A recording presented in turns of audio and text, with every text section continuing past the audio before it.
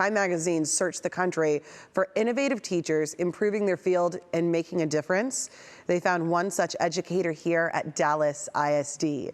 Ignite Middle School language teacher and Happy World Foundation founder Akash Patel is one of Time's 2022 Innovative Teachers of the Year. Congratulations. How are you? Terrific. Good morning, and thank you so much for having me on your show this morning. We are thrilled to talk to innovative, passionate people. Okay, so I've got to know, when Time reached out to say you're one of the most innovative teachers in the country, where were you? Was it a huge surprise? What was the reaction? I was at school. I was actually at school, and I was just so thrilled. They were like, hey, do you want to be featured in the Time Magazine? And I'm like, of course. I want my students and the work that I do to be featured. So I was just quite thrilled, very honored to be included, and just so excited that my work being featured inspired other teachers across the country to reach out to me and be like, hey, how do I do some of what you're doing in the classroom? What have you heard from other teachers? Well, you know what you just mentioned while you broke this news today, that teachers are burned out. Teachers are experiencing a historic burnout. Like after the pandemic, you realize that the learning gaps in students because of students not being in school. So now teachers have to deal with these learning gaps, the pressure, the bureaucracy, the red tape of regulations, both from the Fed and the state. So teachers are walking out in historic numbers, and we have a historic teacher shortage. So teachers are like, what can we do to spark that innovation, to be like, hey, let me give teaching another shot. So what I do in my classroom is connect students with people from over 150 countries live and for free. So this is something I created back in 2014 when I was teaching in rural Oklahoma, and I realized children had never traveled outside their communities. So I was like, why don't I invite my friends? I'm going to invite them for 15, 20 minutes of video calls, and students are going to play mystery hangout. So students are asking questions to solve the mystery of where this person is from, and thus traveling to countries all over the globe that they may have never even imagined going to. But now they can see beyond the four walls of the classroom and be like, hey, someday, Mr. Patel, I want to go to Antarctica and take selfies with penguins. Or someday I want to go to Brazil and see the Christ, the Redeemer. Or someday I want to go to India and work at an orphanage down there. So that's what I want to spark, that empathy, that innovation in the classroom, because in the United States, we're blessed with incredible high-speed internet. One of the greatest blessings of COVID-19 is teachers now are tech savvy. Back in the day, teachers would tell me, Akash, I'm not as tech savvy as you. But now, hey, you can't give me that excuse that you're not tech savvy. Everybody knows how to use Zoom, Microsoft Teams, or Skype, or Google Meet. So now you tap into the database that I created, which is a database of over 2,000 volunteers from 150 countries at zero cost to teachers in all 50 states in the United States. Oh, I love this. You teach language, but you used another word, empathy. You're teaching empathy.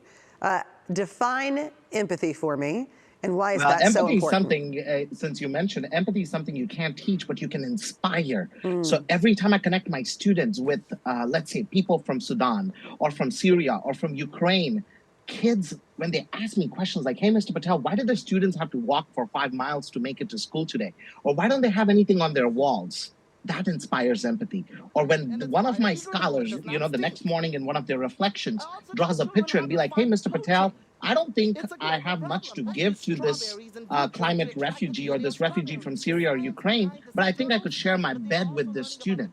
That is powerful empathy in action. I don't know if they would ever share their bed or their apartment with a refugee from another country, but just the thought of doing something like that sparks empathy and inspires empathy. And right there, you see a picture. My students asking me, why don't they have anything on the wall for students in Bangladesh or students in India or in any other part of the globe that have less than what they have in the United States? And this is something a lot of new teachers struggle with. Like, hey, I don't know how to manage my classroom. But if you can spark empathy, there you go. You can work with some of the most difficult students. I think that's beautiful. We just saw a video of you giving a TED Talk.